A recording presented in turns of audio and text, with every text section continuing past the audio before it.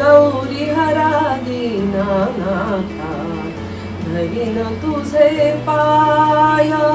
तिथे समजा तुम्ही म्हणा 100 बक्षिसं असतील तर त्यातली 95 बक्षिसं ह्या मुलींच्या घरी असतील.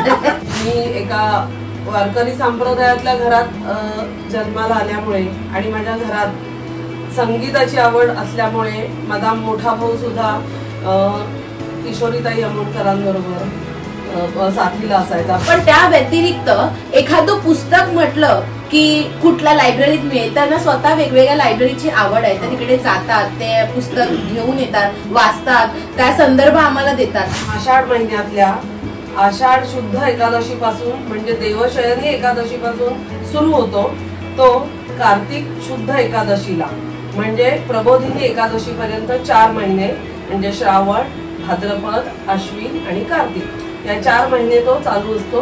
हे 4 महिने